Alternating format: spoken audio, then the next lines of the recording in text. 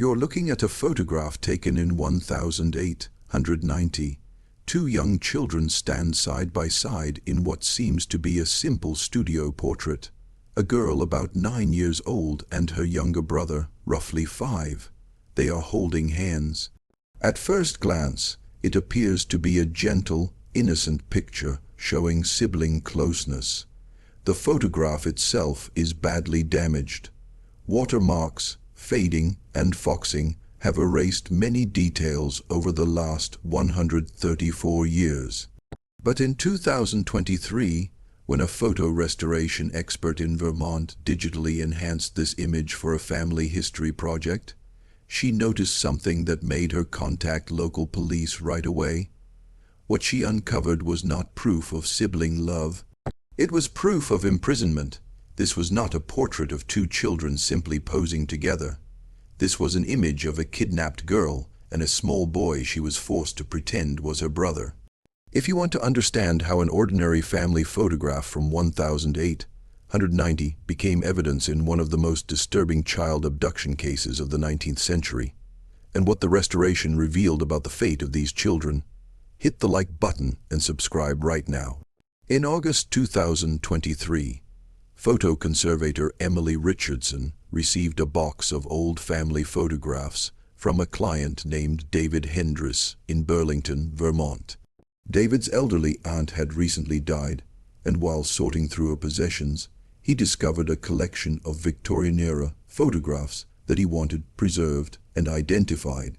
Most of them were typical late 1800s family images, serious-looking ancestors in formal clothes, group portraits, wedding photos. But one photograph felt different. It showed two children, a girl and a younger boy, standing together in front of a plain background. The girl looked to be about 9 years old, wearing a simple dark dress. The boy appeared to be around 5, dressed just as plainly. They were holding hands. What made the image strange was the writing on the back, done in faint pencil. Sarah and Thomas, 1890. May God have mercy on their souls. David had never heard of Sarah or Thomas in his family history. He had carefully researched his aunt's genealogy, and these names appeared nowhere. No Sarah, no Thomas, no children who died young or disappeared. It was as if these children had never existed in the family records. Emily began restoring the photograph. Its condition was awful. Severe water damage, extreme fading, heavy foxing, deep tears and creases. It would take weeks of digital work to bring out hidden details. As she worked, Emily began noticing things that deeply unsettled her. The first thing she noticed was the children's expressions. In Victorian photography, children often looked serious or blank because of long exposure times and social customs. But these expressions were different. The girl's face showed something Emily had seen before while restoring historical crime photos. Fear. The second thing Emily noticed was how the children were holding hands. This was not relaxed hand-holding between siblings posing for a picture. The girl's grip on the boy's hand looked tight and controlling. Her knuckles showed strain. Her fingers wrapped firmly around his smaller hand, and the boy's posture suggested he was being held still, not posing willingly. The third detail, the one that made Emily feel cold with dread, appeared when she enhanced the background. Behind the children, barely visible in the damaged original, was a wall, and on that wall was something hidden for more than a century. Chains, iron chains fixed to the wall, hanging down about 3 to 4 feet, placed at a height suitable for restraining a child. Emily immediately contacted David Hendris with what she had found. Together, they began searching for the photograph's history. David's aunt, Margaret H. Riss, had never spoken about this image. She had kept it locked away in a box in her attic, along with a small bundle of newspaper clippings David had first overlooked. When David retrieved and read those clippings, the story slowly came into focus. The Burlington Daily News, September 14, 1890, local girl missing, 9-year-old Sarah Mitchell vanished from home, family pleads for information. The Burlington Daily News, October 3, 1890. Missing girl's mother dies of grief. Sarah Mitchell still missing after 3 weeks. Community mourns double loss. The Burlington Daily News, November 21, 1890. Mysterious deaths in Woodstock. 2 children found dead in abandoned house. Identities unknown. Investigation continues. David's Aunt Margaret had been born in 1888. She would have been only 2 years old in 1890. Too young to remember much. But her mother, David's great-grandmother, had clearly saved these clippings and this photograph for a reason. Emily and David brought the restored photograph and the newspaper articles to Dr. Catherine Morris, a historian who specialized in Victorian-era crime at the University of Vermont. Dr. Morris searched historical archives and uncovered the complete file on the Sarah Mitchell abduction. It was a case that had horrified Burlington in 1890 and was later quietly forgotten. What she discovered was a story of predatory cruelty, failed investigations, and 2 children who suffered unimaginable terror before their deaths. The photograph Emily restored turned out to be the only known image of Sarah Mitchell and the boy she died trying to protect. It had been taken by her captor as a twisted keepsake. When Emily finished restoring the children's faces, the details were devastating. Dr. Morris then brought in Dr. James Patterson, a forensic psychologist who specialized in studying facial expressions in historical photographs and criminal evidence.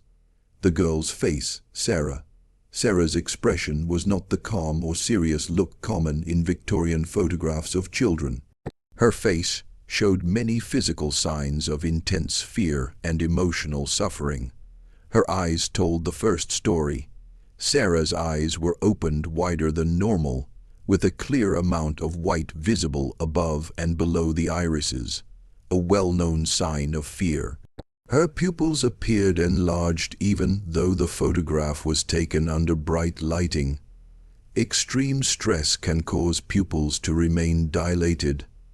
Most important of all, Sarah was not looking directly at the camera. Her gaze was slightly off to the left, toward the person operating the camera, with an expression Dr. Patterson described as desperate appeal or silent begging. Her eyebrows were raised and pulled together in the middle, forming deep vertical lines between them. This is a universal human signal of fear, distress, and pleading. Her mouth was also telling. Sarah's lips were not relaxed. They were pressed together so tightly that they looked pale, almost white, even in the black and white image. The corners of her mouth were turned downward. Her jaw was visibly tense. The muscles were clenched so hard that shadows formed beneath her cheekbones. Her overall facial structure was alarming. Sarah's face looked thin and hollow. Her cheekbones stood out sharply. Her eyes appeared sunken.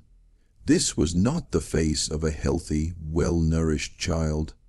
This was a child suffering from malnutrition and long-term stress. Dr. Patterson's analysis stated, this child is showing every physical sign of prolonged trauma, severe fear, and psychological captivity. This is not a child briefly frightened during a photograph. This is a child living in constant terror who has been subjected to serious abuse over an extended period, likely weeks or months.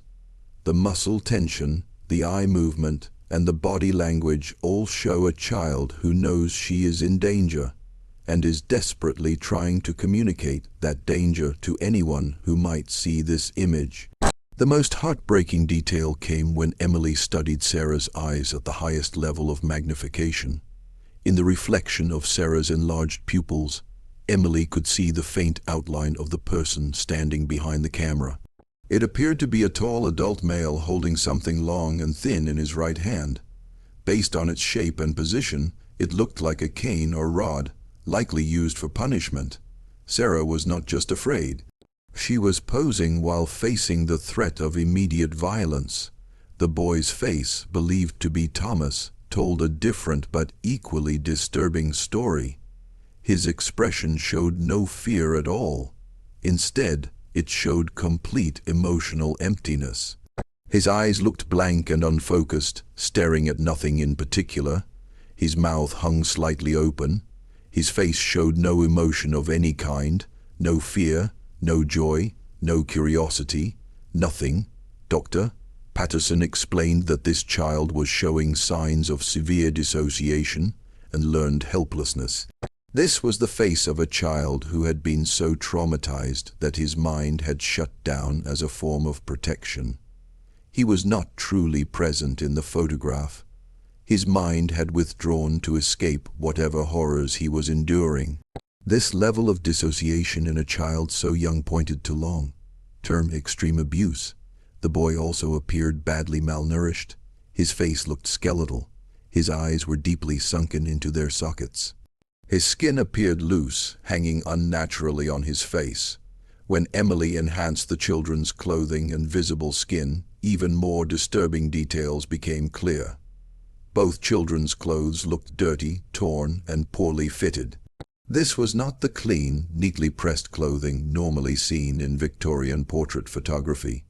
Sarah's dress appeared to have stains around the collar and sleeves, possibly blood or other bodily fluids.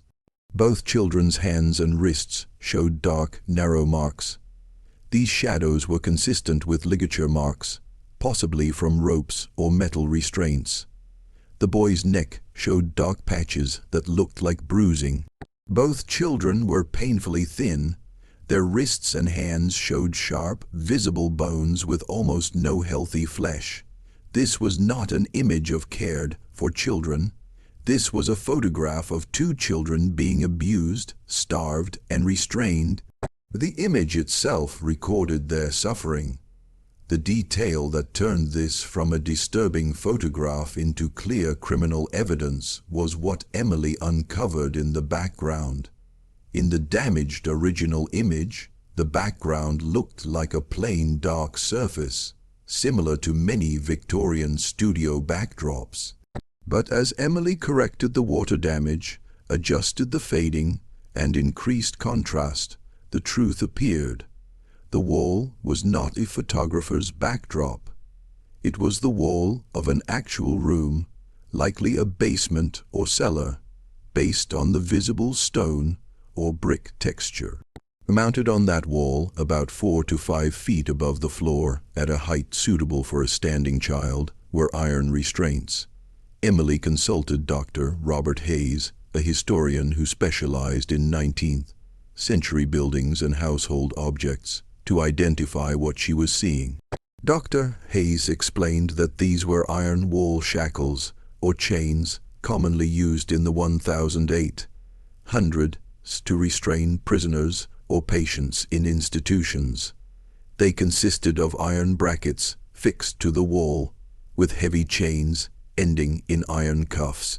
The size and placement visible in the photograph matched restraints intended for children or small adults. In the enhanced image, the restraints were clear. Heavy iron brackets were bolted into the stone or brick wall. Chains hung down about 3 to 4 feet. They appeared to be positioned on either side of where the children stood, as if the children had been unchained moments before the photograph was taken and placed directly in front of them. The chains showed clear signs of use. They looked worn, darkened, and rusted. Most disturbing of all, when Emily examined the floor area beneath the chains, she noticed dark stains, irregular patches on the stone or wooden floor that could be consistent with blood, bodily fluids, or evidence of prolonged restraint and human suffering. As Emily continued enhancing the background, more details of the room became visible. The walls were rough stone or old brick. This was not a finished living space. It was a cellar or basement. Small, high windows could be seen near the ceiling, typical of basement construction, but they appeared blocked or covered. No natural light entered through them. The only light in the photograph came from the photographer's equipment. In one corner of the visible background, there appeared to be a small mattress or a pile of straw on the floor, used as makeshift bedding. This suggested that someone had been kept in this room for long periods of time. On the floor near the children's feet, partly visible, was what looked like a metal bucket or chamber pot, indicating the children had no access to proper sanitation. The overall message was clear. This was a prison cell, a room intentionally prepared and equipped to hold people, specifically children, in captivity. The photographic setup added another disturbing layer. Dr. Morris worked with historians of early photography to study the technical details of the image. The photograph had been taken using professional equipment. The lighting, sharpness, and framing all pointed to someone who understood photography well. The placement of the background, the way the children were positioned, and the camera angle showed careful planning and deliberate choices. This was not a rushed or accidental picture. This was a carefully arranged portrait.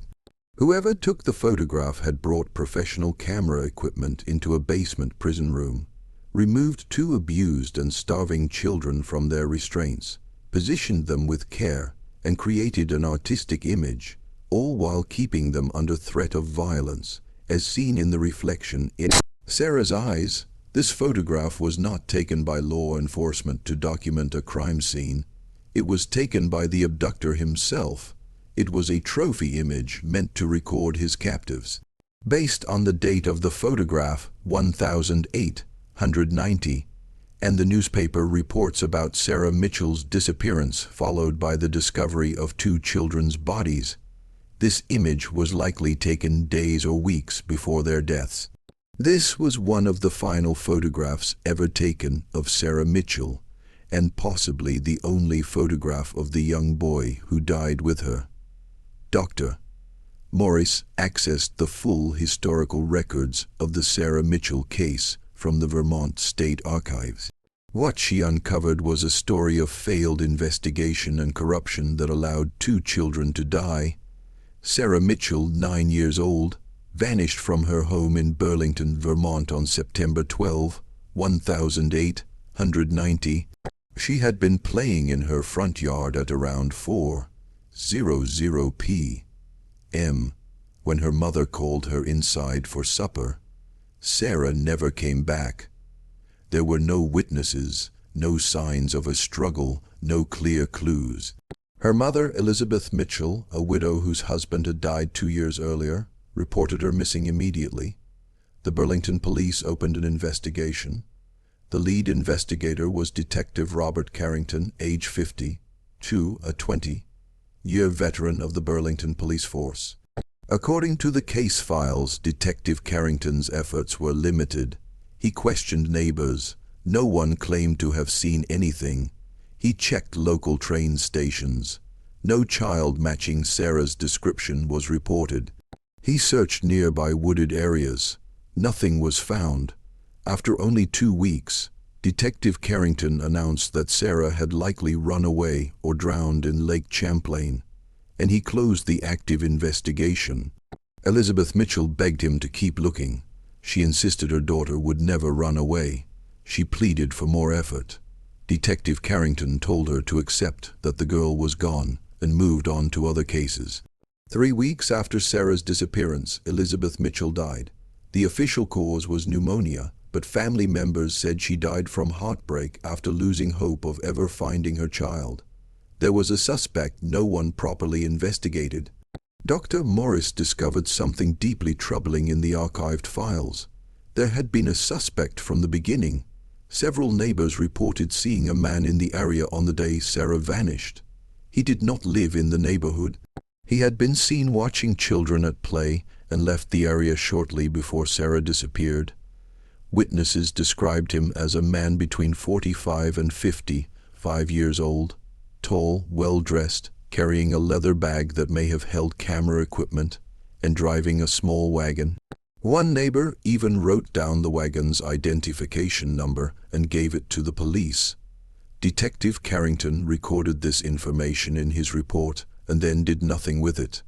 He never traced the wagon, never questioned the man, and never followed up on the lead. Dr. Morris later found the reason in another archive, the Burlington Social Register from 1890. The wagon was registered to Harold Petton, age 51, a wealthy local businessman and amateur photographer. Petton was a respected member of Burlington society. He served on the boards of several local businesses, sat on the town council, and donated money to the police department.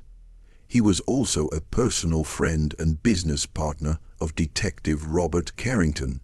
Carrington had protected his friend by ignoring the only strong lead in Sarah Mitchell's disappearance. On November 20, 1890, more than 2 months after Sarah vanished, 2 hunters came across an abandoned house in the woods near Woodstock, Vermont, about 60 miles from Burlington. Inside the basement, they discovered the bodies of 2 children. One was a girl around 9 or 10 years old. The other was a boy around 5 or 6. Both children had died from starvation and exposure. Both showed signs of long-term abuse, including old scars, healed broken bones, and clear evidence of malnutrition. Both had ligature marks on their wrists and ankles. The boy was never identified. In official records, he remains listed as an unknown child. Woodstock, 1890. The girl was eventually identified as Sarah Mitchell through a distinctive birthmark on her left shoulder, a detail her mother had reported when she first went missing. The police did a limited investigation into Harold Petton's connection to the abandoned house. They discovered that he had bought the property 6 months before Sarah disappeared, using a false name. But Harold Petton was never arrested, never charged, and never even questioned in public. Why did this happen? Because Detective Carrington, the same officer who failed to investigate Petton when Sarah first went missing, was placed in charge of the murder investigation as well. Carrington stated there was not enough evidence to link Petton to the children's deaths, and the case was officially closed as deaths caused by an unknown person. Harold Petton died quietly in his own bed in 1903 at the age of 64. He remained a respected member of the community until the end. He escaped justice. Dr. Morris's final discovery explained why the photograph existed and uncovered an even darker truth behind the case. While researching Harold Petton's past, Dr. Morris found records that had been sealed for more than 100 years and had only recently been opened to researchers. Harold Petton was not just a lone child abductor. He was part of an organized group, a hidden network. During the 1880s and 1890s, there was an underground circle of wealthy men involved in what they referred to as child collecting. This involved the kidnapping, abuse, and exploitation of children. These men were businessmen, politicians, and professionals, respected figures who used their money and influence to protect one another and cover up their crimes. They communicated through coded advertisements in certain newspapers. They exchanged photographs of their victims. They even traveled to one another's properties to take part in the abuse. The photograph of Sarah and the unknown boy was not just a personal trophy for Petton. It was a trading item. Dr. Morris found proof that Petton had made several copies of the photograph using the carbon printing method common in the 1890s. He sent these copies to other members of the network through coded mail exchanges. The photograph served several purposes. First, it documented his victims for other members of the group. Second, it proved his access to children and raised his status within the network. Third, it was material used for trade with others or kept as a personal reminder of his crimes. The writing on the back, Sarah and Thomas, 1890, may God have mercy on their souls, was not written by Petton. It was added later by someone else. Dr. Morris traced how the photograph ended up with David's family and uncovered a heartbreaking story. David's great-grandmother, Martha Hendris, had been the closest friend of Elizabeth Mitchell, Sarah's mother. When Elizabeth died, Martha promised she would never stop searching for answers about Sarah's disappearance. In 1903, when Harold Petton died, Martha learned through local gossip that he had been the main suspect in Sarah's disappearance, even though this had never been made public. Martha contacted Petton's housekeeper, who was clearing out his estate, and asked if there was anything at all connected to Sarah Mitchell. The housekeeper, who had long suspected her employer of terrible acts, secretly gave Martha a box of photographs she had found hidden in Petton's study. Inside were dozens of photographs of children, all showing similar signs of abuse, all taken in similar basement settings. The housekeeper urged Martha to destroy them, saying they were the work of the devil. Martha kept only one photograph, the image of Sarah Mitchell. She wrote on the back, "May God have mercy on their souls," and locked it away with the newspaper clippings about Sarah's disappearance and death. Martha never showed the photograph to anyone. She could not bear to look at it, but she also could not bring herself to destroy it. It was the only image of her friend's daughter, proof that Sarah had lived and proof that she had suffered. The photograph passed from Martha to her daughter, then to David's grandmother, and later to Margaret, David's aunt. Each generation kept it hidden. Each generation was unable to look at it, yet unable to destroy it. This continued until 2023, when David, unaware of its history, sent it for restoration. And finally, after 133 years, the truth came to light. Justice came at last, based on Dr. Morris's research and Emily's restoration work. The Vermont State Police reopened the Sarah Mitchell case in 2024 as a historical cold case review.